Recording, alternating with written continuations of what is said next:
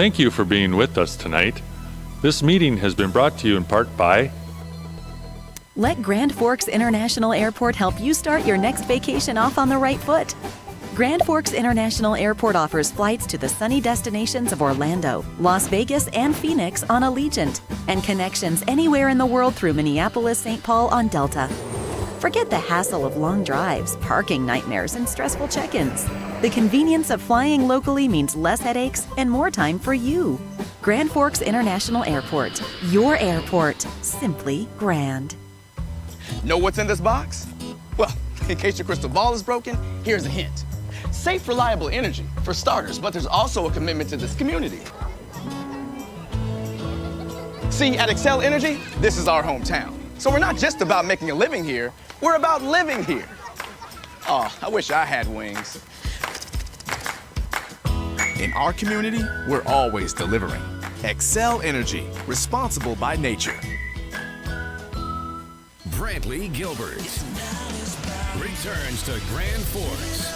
Fired Up Tour 2020 with special guests Chase Rice and Brandon Lay. Alara Center, Saturday, May 2nd. Get tickets now at Ticketmaster.com. The brand new album Fire and Brimstone drops everywhere October 4th. Brantley Gilbert, live in concert. Check more at BrantleyGilbert.com.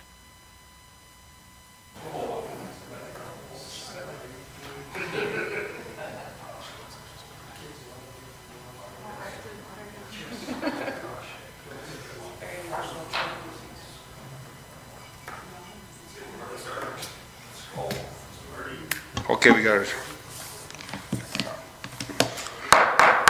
I'd like to call to order the Planning and Zoning Commission meeting for December 4th, 2019. Roll call. Butke? Here.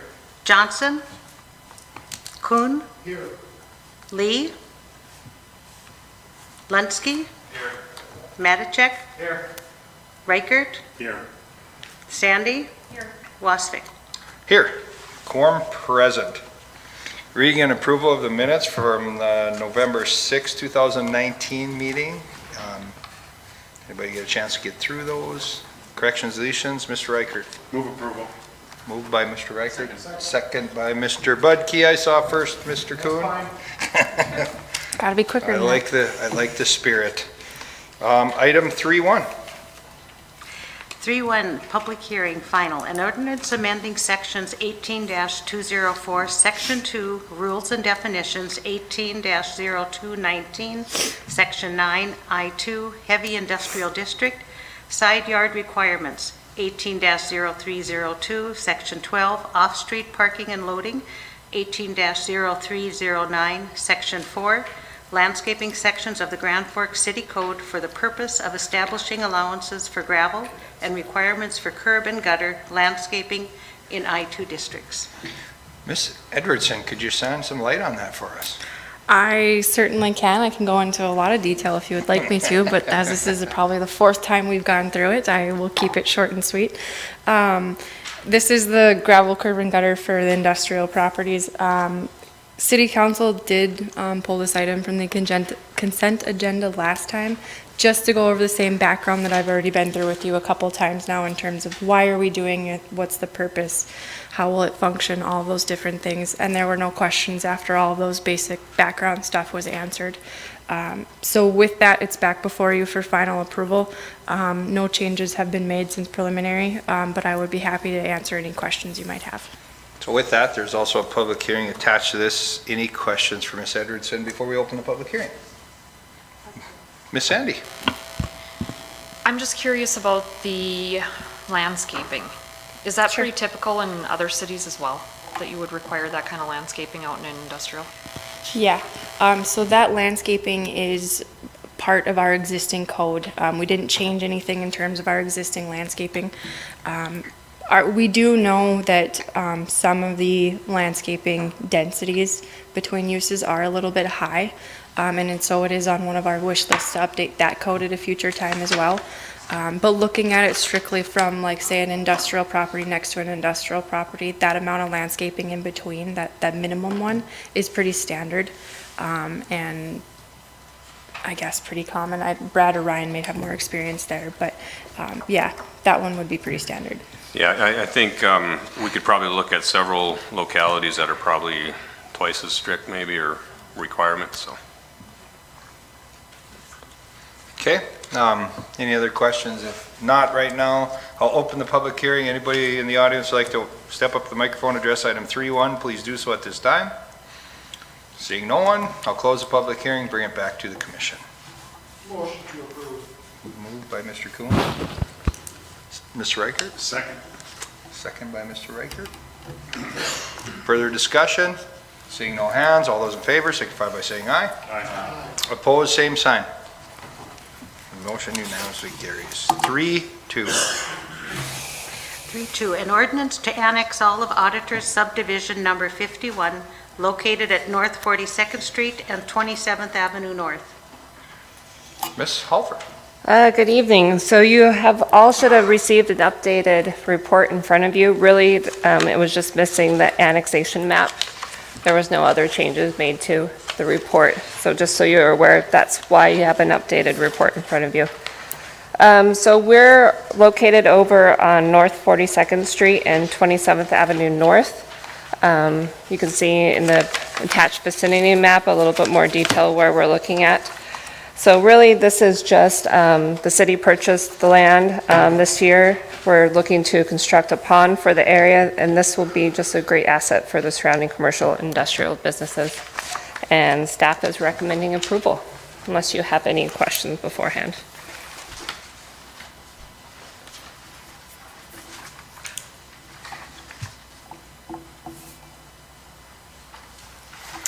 Any questions for me? Yes, Mr. Matichak. When they paved 42nd, the storm, thank you. When they paved 42nd, the storm sewer was underneath there, right? So is this storm sewer gonna dump into that pond then? Or where's it going? I don't know to that level of detail. Unfortunately, Mr. Grasser isn't here tonight, but that's something we can certainly look into as part of the overall. Is there storm sewer in 43rd and 44th? Probably not. That's probably why you're doing it, right?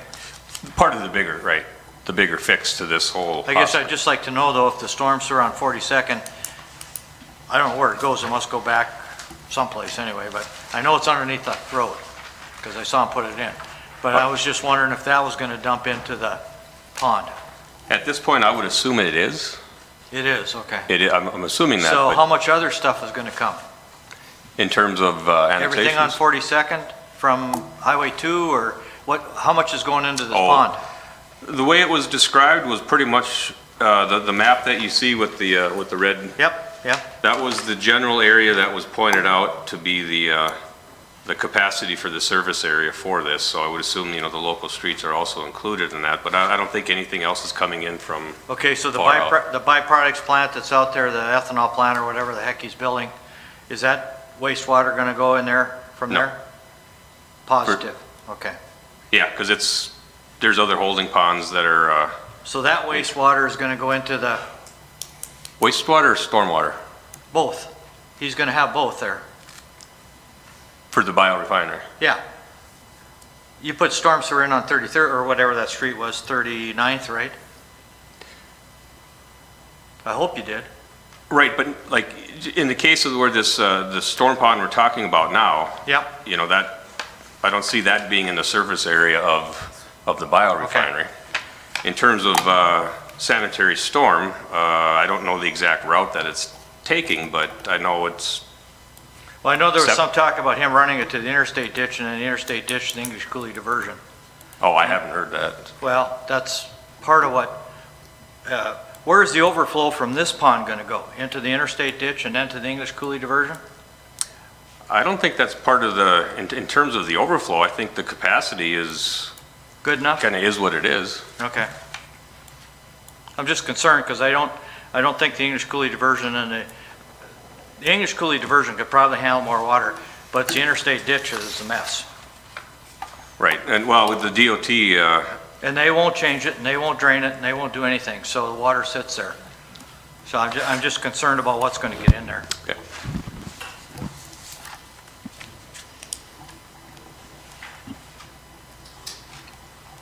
Mr. Reichert. Brad, that just brings up a couple things for me. I just want to make sure that I understand how all this works. So when we put a pond in, the pond, none of our piping drains into the pond, does it? I thought the ponds just took surface water and held it until the piping could take it out of there. Right, that's the theory behind the ponds is to take the surface water, because it used to be where there was, water quantity, and then now we have water quality over the years. So the quantity part was just literally where are we going to put this water during these heavier events. Then the quality part came in, so now all the surface water for whatever designated area is supposed to get into the piping system, go to the pond, sits for whatever period of time, and then goes from there then to the outfall areas. Oh, so we do pump water into these ponds? Not pump into, no, they by gravity fed in terms of your parking lot drains, it goes down the drain. Does it ever come through pipes is what I'm asking. Does it come through pipe through? Right. It doesn't just overland runoff? No, like parking lot, for example, you'll have a catch basin. Okay. Which is hooked up to the storm pipes, then that run to Okay. where they need to go. So yeah, we'll have some like overland ditches or swales, but not for what this is talking about. This is kind of the full-on underground collection system. Okay. That do it? Okay. Any other questions, comments, statements, motions? Mr. Reichert? Move approval. Moved by Mr. Reichert. Second by Ms. Sandy. And further discussion? Seeing no hands, all those in favor signify by saying aye. Aye. Opposed, same side. 3-2 passes. 3-3. Vacation of a 10-foot walkway easement lying within lots A, B, C, and 10, Block A, Leclerc's Addition, and a 15-foot walkway and driveway easement located on lots A and B, Block A, Leclerc's Addition. Mr. Gingler. Just to give you a little location information, Belmont Road is on the right side of the map. This whole area is south of 55th Avenue. So the air photo depicts this 10-foot walkway easement that skirts through the 4 properties, and then ends up onto Peyton Place Circle as a walkway and driveway easement. But to give you a little history, when that easement was established, the main lot that fronts Peyton's Place, this was the current platting status at the time. So the easement connected Charlie Ray Drive through these lots, and then basically half and half on the lot with the structures that are shown, and then ultimately to Peyton's Place. However, then there was a subsequent replat that changed this lot with the, by the way, the structures are no longer on the property. Everything's been taken down. So when this easement was established first and then the follow-on replat, it created this area where now that there's about a 25-foot gap on the south side of this lot, that doesn't reflect, I think, the true intent of the easement when it was first platted. And we've taken a look at it, taken a look at some of the surrounding areas in terms of the need for the easement.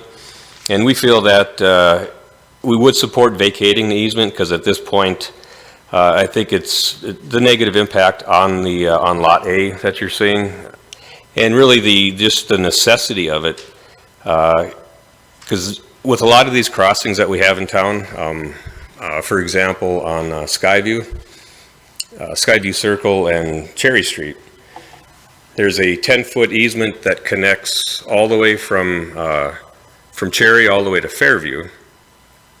And for a good part of it, it created this almost a 10-foot corridor with 6-foot fence on both sides for almost 500 feet. You know, those situations, they do occur. Maybe at some point that was a good idea, but in these days, we don't want to encourage those types of environments. So staff does recommend approving the vacating of this easement. So I stand for any questions. Okay, any questions for Mr. Gingler? Are you up on this? Mr. Budke?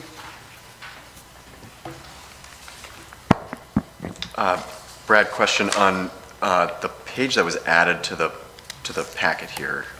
so the actual vacation drawing, when you look to the areas to the south, so like, the next subdivision, call it, it looks like there's some sort of other easement marked, like between 8 and 9 and between 12 and 13. Do you see what I'm seeing?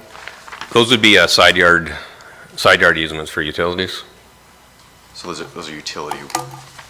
Okay.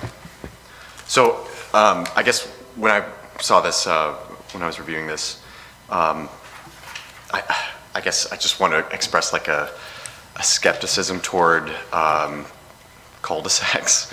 I know that we labored over a cul-de-sac in a development this summer. I think this is another example of ways in which they're problematic. The whole point, right, is to not have streets continue through, and that seems to me to be very problematic. So I'm glad that back when this was replatted in 2003, 2005, that somebody had the impulse to add a pedestrian easement so that you maintain some sort of connection to the rest of your neighborhood, and not just the circle in front of your own home. Granted this is awkward, but my instinct is to not vacate it, and that there ought to be more of these walkway connections to the adjacent blocks to the south. Yeah, in principle, I would agree that anytime we can do these in a rational manner, that makes sense. But just in this case, we felt that so much has already occurred in terms of how this area has been developed that now and I use the term awkward in the staff report, that in this case, we do think that vacating is, at this point, probably the best thing to do. Okay, thank you. Mr. Goon? Brad, is this just a dirt grass walkway, or is there paving or anything like that? No, nothing has ever been constructed. This photo is a little over a year old, so now there is a home that's already constructed on both lots 10 and lot C. Lot A right now has been cleared, so there's been nothing's been put in terms of concrete, asphalt. And there are no utility lines of any sort under that? No. Thank you.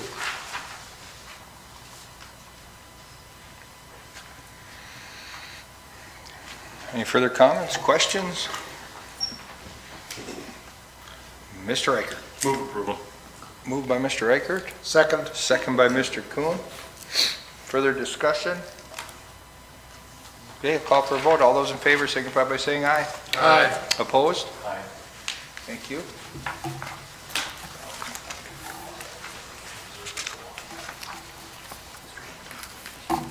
Thank you. Okay, thanks for that.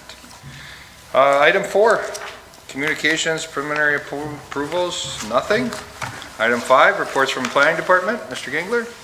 The only items we have left tonight are informational discussion. Mr. Swanson is here to speak on providing a kind of a briefing on current open meeting laws and those types of things. Then we'll briefly discuss the update of the commission bylaws, and then the remaining 2 items are informational, so we'll proceed accordingly.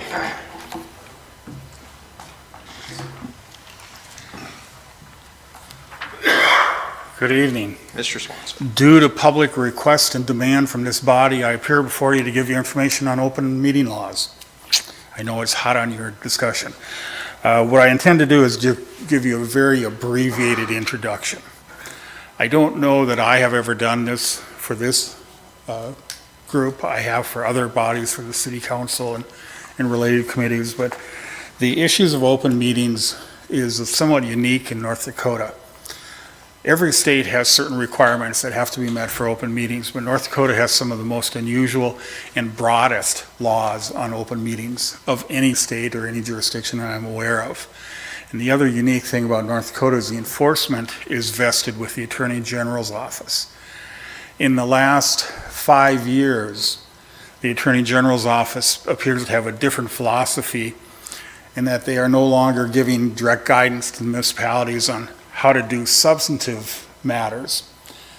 Instead, the majority of their opinions in the last 3 to 5 years have been almost exclusively on open meeting violation or open record violations. So it gives you an idea of the significance that state of North Dakota puts on it. And just to make you further aware of it, anyone can file a complaint with the Attorney General on an open meetings violation, whether they're a resident of the city of Grand Forks or not. A number of years ago, Rob Port, who at that time was living in Minot, and he may still be, I don't know, filed a complaint about an open meetings law involving the Alaris Center Commission. And so we had to go through the process. So I think it's worthwhile for people to have a little bit of an understanding of what's required of an open meeting. The first question probably is, well, who has to be governed by an open meeting? Any body that's either elected or appointed under municipal authority or government authority. So planning and zoning is right in the middle of that. So your meetings have to comply with the public meeting law. A little bit of an extension of that is if you are an organization that receives funding from a governmental entity, you are governed by the open meetings law. Unless your funding is in effect a contractual arrangement where you're providing services or goods in exchange for the payment from the government. But if you're getting simply grants or things of that nature, you may very well be governed by the open meetings law. The other interesting thing that comes up is, well, what is a meeting? Obviously tonight is a meeting. What about after this meeting? Assuming that the majority of you went over to a local establishment. That might be a meeting, particularly if you talked about what happened tonight or what might come up at the next Planning and Zoning Commission.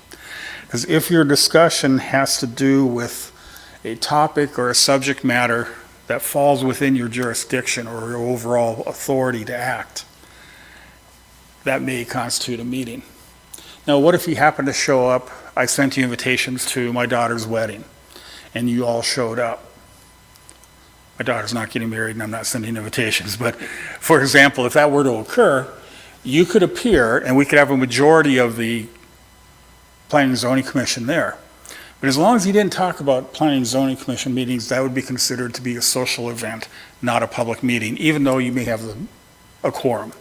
And that's all it takes is a quorum. The other thing that can constitute a meeting are other communications such as email, text, Skype, all kinds of electronic things can be considered a meeting. We have seen over the years development when emails go out, sometimes you'll get a notice on the bottom, do not reply all. So if you want to reply back to something, you can reply to the sender and that probably won't be a meeting, it probably won't reach a quorum. But as soon as you hit reply all, you have now crossed the line into what potentially is a public meeting. Howard, does that go to scheduling issues? It goes to a number of things. It goes to notice, an ability for the public to participate. But no, if we all get something, we want to schedule a meeting. We want to move the meeting because of the snowstorm by a week.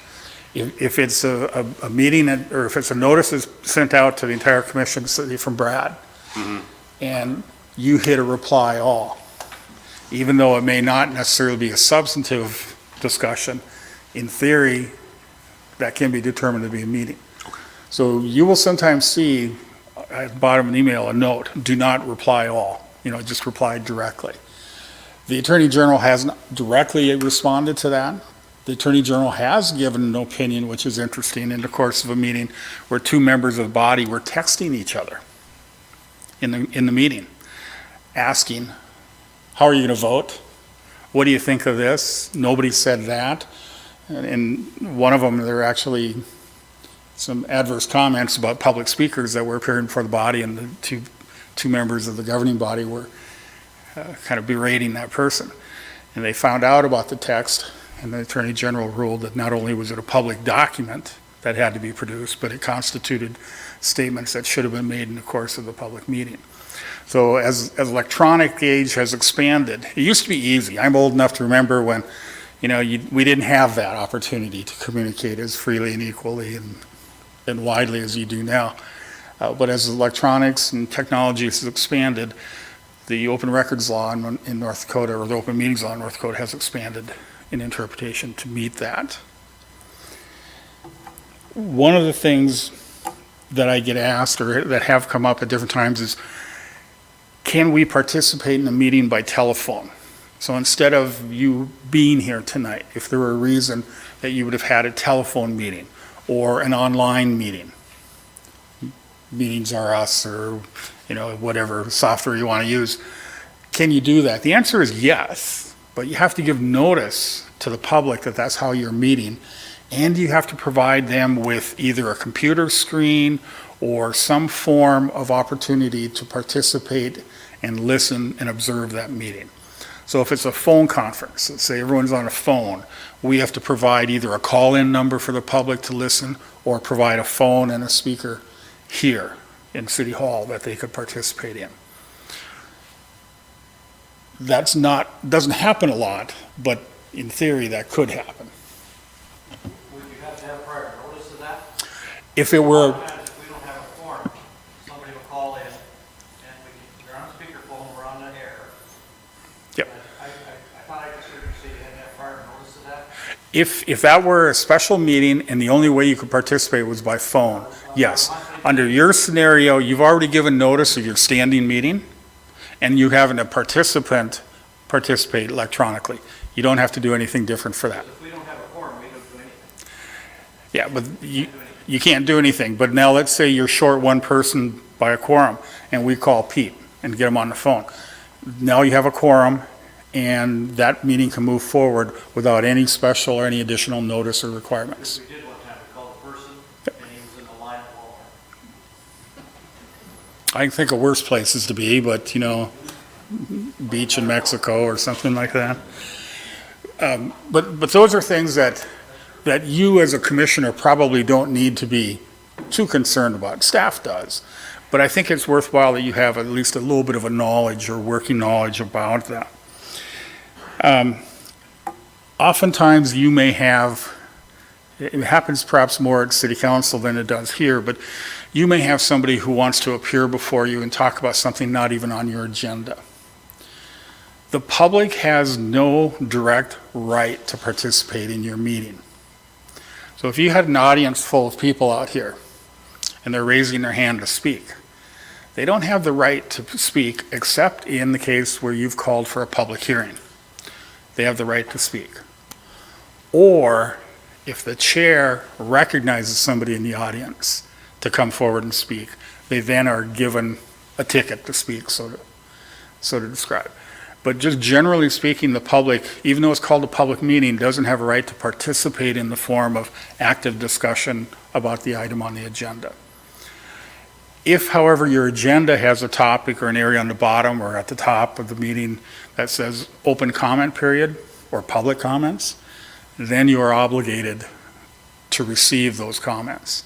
And you have very little opportunity or right to limit those as far as topics or what statements are made. You can limit them by time as long as it's universally applied across the board.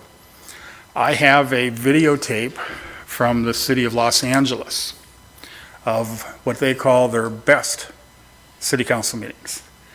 And literally, people show up at their meetings because under California law, you have to have a public comment period, and it can be on any topic. It doesn't have to be on the agenda or anything. People will show up in KKK uniforms or costumes. They'll show up in Star Wars costumes. They come in the most bizarre clothing you can ever imagine. And some of them just actually turn it into a YouTube opportunity to see how bizarre they can be. And there's nothing whatsoever that the city council can do about it. There is one case where a white supremacist stood up and just was saying what I consider some of the most horrible things you can imagine. And there was nothing the council could do to stop that, as long as they weren't making violent threats or things of that nature. But what the council did in that situation is they took a recess and went out and kind of let things cool down. But in your situation, to my knowledge, planning and zoning has never had a public comment, an open public comment period on your agenda. It's not something I'd encourage you to do, but you do regularly have public hearings, and then the public has the right to speak as long as their comments are germane to to that issue. Mr. Swanson, what should one do if somebody blows an air horn in your ear? What?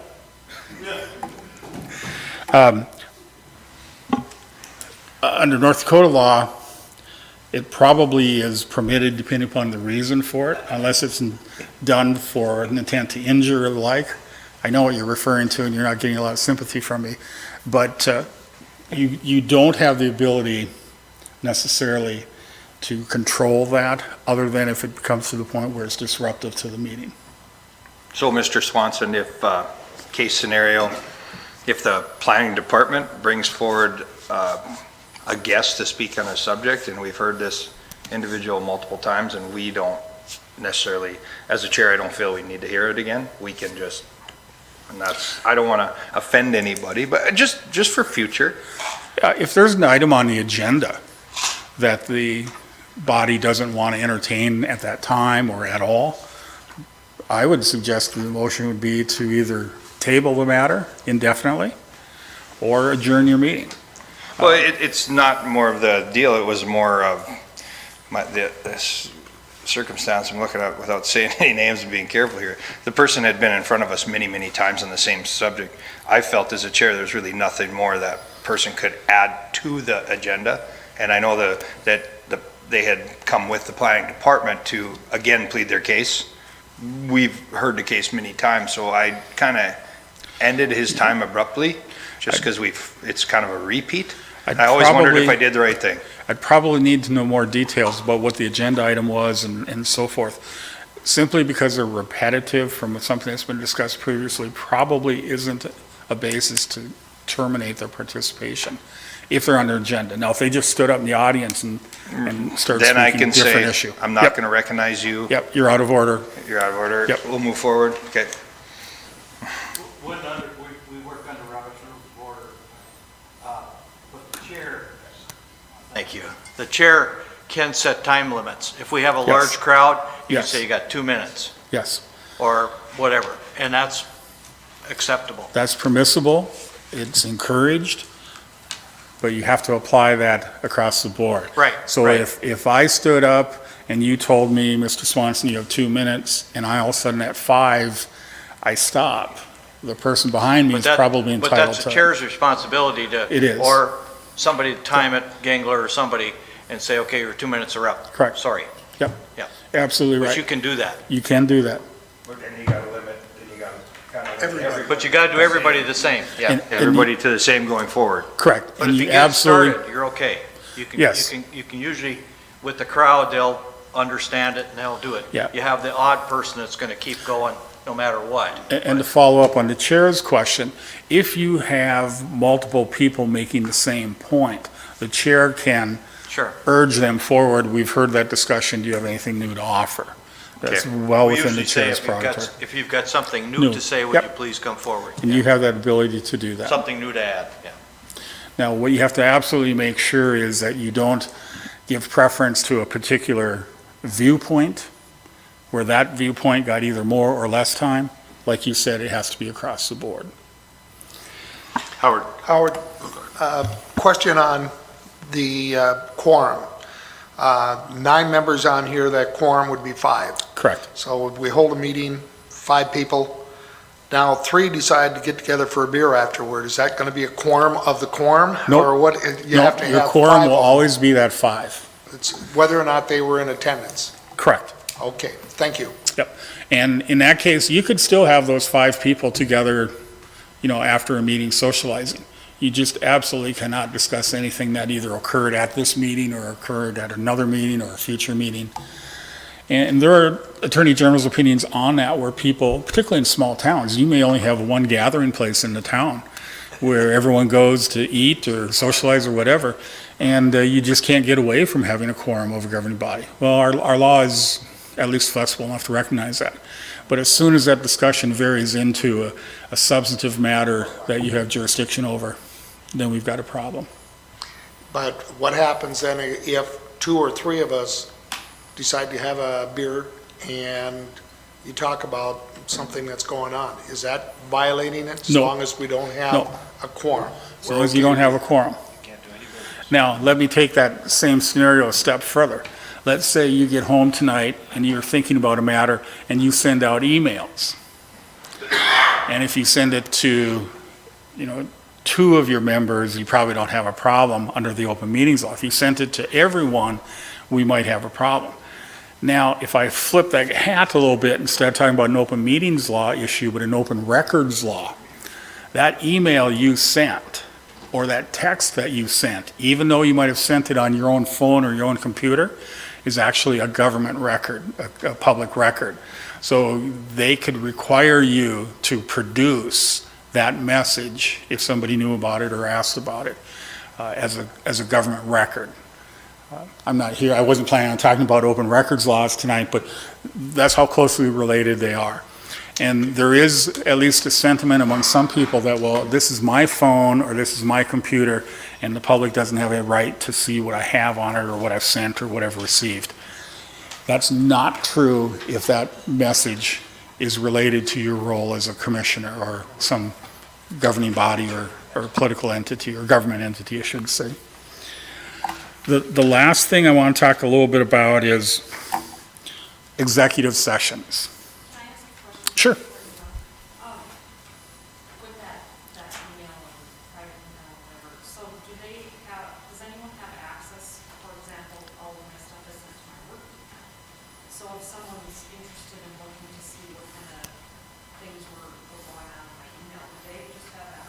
No. No one would have. A request would come to you. Yep. Have you received or sent any email messages from your personal email or your work email that relates to a topic or generally jurisdiction or action of the commission? And it would be up to you to respond. The attorney, I've never seen it exercised, but the Attorney General does have the authority to secure your server or computer or phone or whatever, and to do a forensic review of it. I've never seen that done, but I can't tell you. It'd be a very odd situation it would happen, but I can't tell you it couldn't happen. But if a general member of the public walked into your office and said, I want to see your computer, you have no obligation to show them that computer or to provide access to your server. They do have the authority and the ability to ask for copies of any emails that you've sent or received or texts or things of that nature relating to government business. Real quickly, the last thing that I wanted to talk about is executive sessions. Executive session is an opportunity for a political body to go into a private meeting, so to speak. In my tenure with the City of Grand Forks, it happens periodically with the City Council. It happens periodically with the Civil Service Commission. It has happened with a couple of other bodies. I don't recall it ever coming up with the Planning and Zoning Commission, primarily because of the topics you deal with. But there is a sentiment out there that if your body has a discussion about a personnel issue, you can go into executive session. That's not true. It's true for schools, not true for municipalities. If we were negotiating an agreement and you wanted to have an opportunity to discuss how much we'll pay or what we expect to get back or something of that nature, this body could go into an executive session to give instructions to your negotiator or to receive information back from your negotiator in private. You couldn't take any action on it at that point. But so there's a very limited opportunity that this body would ever utilize executive session. But you should be aware that sometimes people say, well, I don't want to talk about that in public. Can we go into a private meeting or can we go into executive session? For your purposes, that's probably not likely to occur.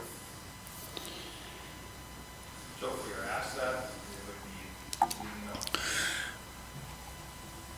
Somebody stand up, microphone asks. Yeah, most likely the answer would be no. I can conceive of a scenario where you might be able to do it, but it's going to be a pretty limited opportunity. The problem with somebody asking, can we go into executive session? If you have not identified on your agenda that you may go into an executive session for an item, you can't do it. So what you'd have to do is, one, evaluate, is there really a need to go into executive session? And if so, you'd have to postpone it, table it to a future meeting where you could give the appropriate notice. That was kind of the thumbnail sketch of what I wanted to just give you a little bit of introduction to some topics and issues. This body, quite frankly, has been quite good, to my knowledge, of open meetings compliance and open records compliance, so I don't really have a concern. When a complaint does come in, I told you anyone can file a complaint, whether they're from Timbuktu or Thompson or Grand Forks. It goes to the Attorney General. The Attorney General's office gives the city attorney or the attorney for the governing body notice of the complaint, and we have an opportunity to respond. They can ask for recordings of meetings, videos of meetings, things of that nature, and then the Attorney General will make a determination. They can make orders where you have to hold a meeting over again. They can require you to revise your minutes or to create minutes if you didn't have minutes created. They could, if you had an executive session, they have to be separately recorded. They could require you to produce that separate recording. It is very important, every meeting you go through and you approve your minutes, and that is required under the open meetings law and the open records law, that you have to have formal minutes of your meetings. They don't have to be a verbatim transcript at all, but they do have to show the topics discussed, the general nature of the discussion, and on substantive votes, how you voted, how the members of the body voted. So. Executive sessions are usually tape recorded anyway, or minutes are taken. They have to be. You don't have to expose those unless you get into a real problem where you do, right? Correct. Yeah. Now, on an We've executive. never had that situation here, but other organizations, I've seen that happen, where you better be careful. You can go do that, you can shut the public out, but you better have a record of what you did. Under North Dakota law, you have to record that. And that recording is not a public document for as long as either the negotiations are ongoing, or if it's litigation, the litigation is ongoing. But once whatever that subject matter of that executive session is completed, then that executive session becomes open. What'll happen is the recording will go to the Attorney General, somebody in his staff, and then he'll make a ruling. If there's a dispute on that, yes. If somebody's challenging you on that. And we've had that happen in Grand Forks, where Yeah. somebody has challenged that. Had it happen in nonprofit organizations, had it happen in a lot of different boards of directors that you might be on, so. So sometimes I get a little bit of a bad reputation in some of those meetings because I try to herd the cats, so to speak, and keep us on point. And the reason is exactly that, because if you got off point and we're talking about a topic other than what your executive session was supposed to be, the Attorney General can rule that you violated the executive session. And But it's not just government agencies like us, it's it's good information for people that are on even church boards or someplace else you can get into these problems with. Well, the church board probably isn't governed by Well, open. maybe not so much church, that's a bad one, but there's other nonprofits and stuff that, I mean, you know what I'm talking about. There are best practices that, Yeah. that may mirror some of the things we do. Because the with- minute somebody challenges it and it goes to the Attorney General, then you've got to prove yourself. And you know, this may come as a surprise to you, but some people just like to argue about things. Unless there's any other questions, Mr. Chairman, I don't have anything more. Brad asked if I'd be interested in doing this, and I said, you know, I've never done it for the Planning and Zoning Commission. It may be something that would be worthwhile. So I thank you for your attention. Thanks, Mr. Swanson. Brad, did you get all the information you wanted us to hear now? Excuse me, yes. We're good. 6-2, Mr. Gingler, you want to fill us in on? Yeah, well, kind of briefly, the bylaws haven't been updated in quite a while, so we know we need to do that. There's some real obvious changes, so we're not going to get into it tonight, but in your copy of the bylaws, I've highlighted certain areas that are either questionable, that we have to change, or that we should at least talk about changing. I've also included a copy of the City Council Code of Ethics that was adopted a number of years ago, and kind of what Howard was alluding to in terms of what constitutes a public body. This is your textbook definition of the type of body that would be that's applicable to these Code of Ethics. We do already have our own Code of Ethics in the bylaws, so we just need to kind of review and mesh to see if they're consistent. So.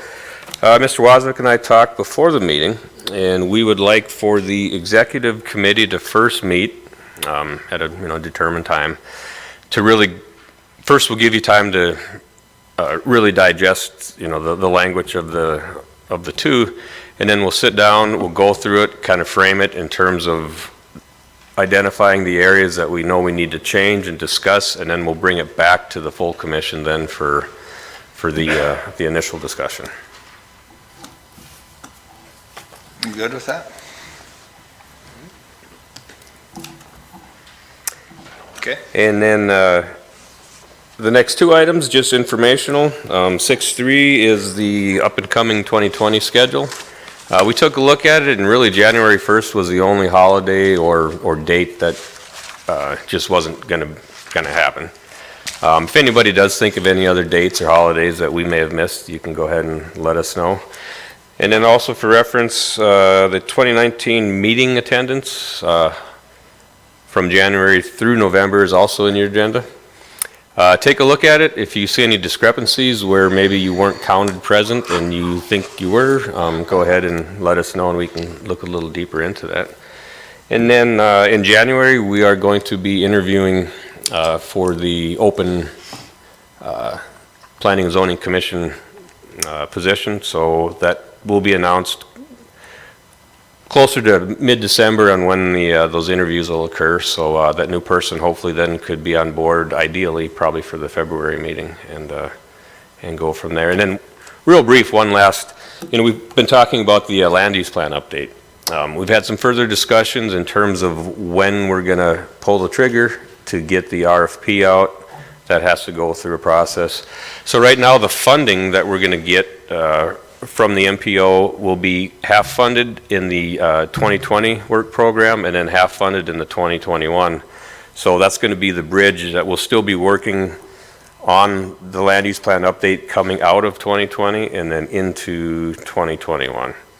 So we need to do a few things to get in preparation for the RFP so that we're not in a huge hurry, but we want to make sure that we're using our time wisely. So we'll just keep the commission informed as to when a subcommittee will be formed, and then we'll just go from there. With that, staff doesn't have anything else.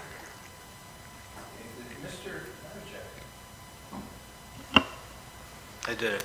Are we doing anything for Mrs. Lee? Are we giving her a plaque or a cake or something, or what? Yep, both Mr. Wozniak and I have talked to her from time to time. She is still around, and we told her we wanted to do something nice for her, just like that. So yeah, she's aware of it. So it's just a matter of putting something down and having a little gathering. And I'd also like to reach out to maybe some of the past P&Z members that might still be living in the area. Was she on 40 years? Not quite. Close. Not quite. Not quite? Probably 35, 36. But. Okay. So back to our open meeting law discussion, if we did anything like that, social environment, we just have to keep our small talk to a minimum. If we have cake, Howard will be there. We should plan a day here in December, maybe an afternoon. Let's say like a 3 o'clock coffee cake. Anybody who can make it can make it. If not, if you can get a hold of those past people that would be involved. I'm not sure what else to do with the holidays and everything going up, and we've pushed this down the road a little too long. So I think we should pick a date. Maybe your staff can help do that. And just maybe since Wednesday is kind of our meeting day, maybe we pick a Wednesday in the next 2-3 weeks and have a little cake and coffee with her. Yeah, we'll definitely look into that. I think just get her done. Yeah.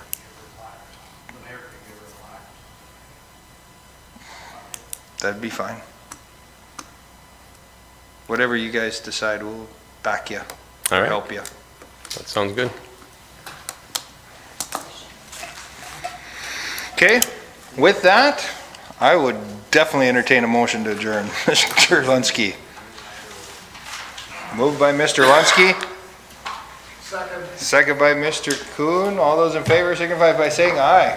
Aye. Meeting adjourned.